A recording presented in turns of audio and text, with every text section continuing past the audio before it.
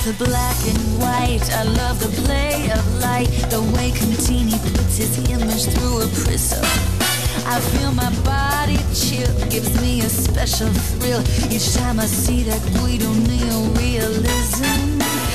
After directing Chicago and Memoirs of a Geisha, and Chicago won Best Picture and was critically acclaimed, it's ironic that the project you choose is about a director who's very successful, struggling to make his next masterpiece. Was it obvious, the irony to you?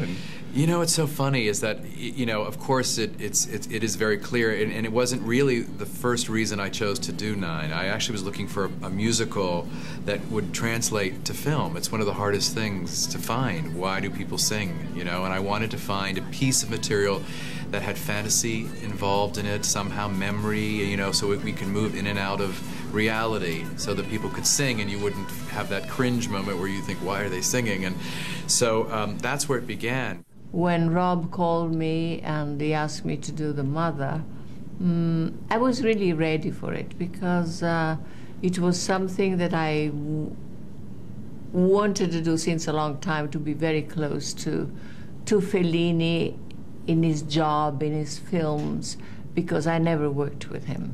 So when Rob asked me to be in the film to play the role of his mother, I was really very happy. I play Daniel Day-Lewis's Guido's, the character's movie star, the woman that he's, you know, created films for and has built her up and made her into a big star. And she's also his muse, his creative muse.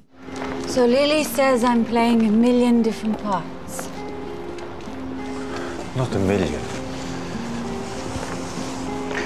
You're the muses, the incredible women that made Italy what it is today. Country run by men, or themselves run by women, whether they know it or not. So I am the women behind the great men. The great women. Rob came to you and said that you accepted the role right away. Oh, yeah. Did you want to do any of the other female characters, or was she the one you really wanted to play? Because I didn't read a script, I knew of the different characters in the stage play, but I think when he told me that Anthony Minghella, the screenwriter, had written the role for me, so that's just such an honor to have something written for you. Tell us a little bit about Carla. Carla is a character that I was very excited to play because she's very complex. Something about her is a little bit off. She is not very stable because she's married, but she's having a secret relationship with Guido Contini I think for many years, and she's really becoming obsessed with that relationship. She's a very strong character, but at the same time she's like a little girl and very fragile and very vulnerable. And I don't know, it's one of the characters that I have enjoyed the most playing. You have two very emotional songs, not a lot of dance. Was that harder to bring out the emotion in the song and not have to sort of have a big dance routine around the number? I don't think if it's harder because, you know, you just get to work and try to find the best way to give the emotion and to be authentic. My husband makes movies.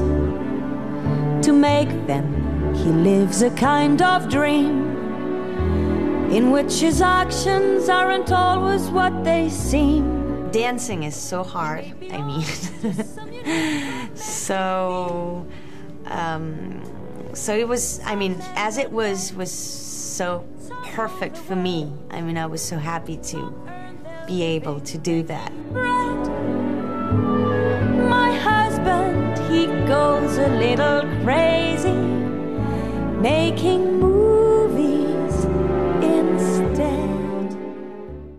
Now, with so many huge names in the cast, did you find it difficult to give each actor the attention that they might have needed when they needed it? No, not this cast, I have to say, because it's a very generous cast. I think that happened because we rehearsed so much. You know, we had 6 weeks of rehearsal, 2 weeks of pre-record.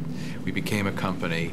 By that time, I'd really worked individually so closely with each of them. But by the time we got to filming, we had already created this wonderful world. To have Rob sort of be the first time I ever got an opportunity to like sing and dance like a dream come true, you know?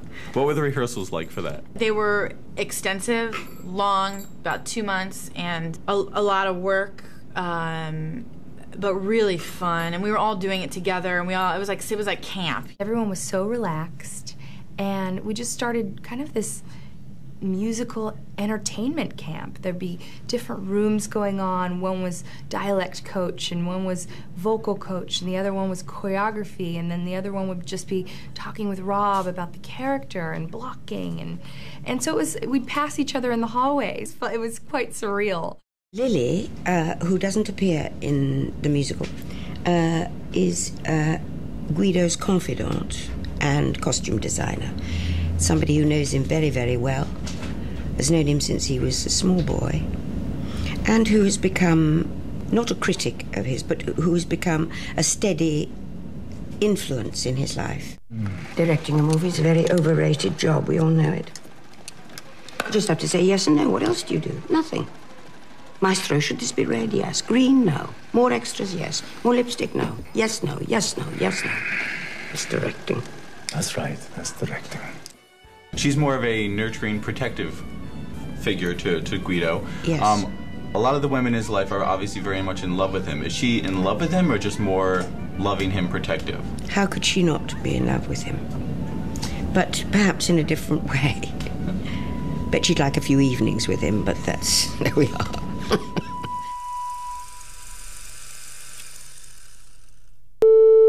No, because you want to make sure you get seats, you know? Yeah. Yeah. It's so good. It's so easy. It's fantastic.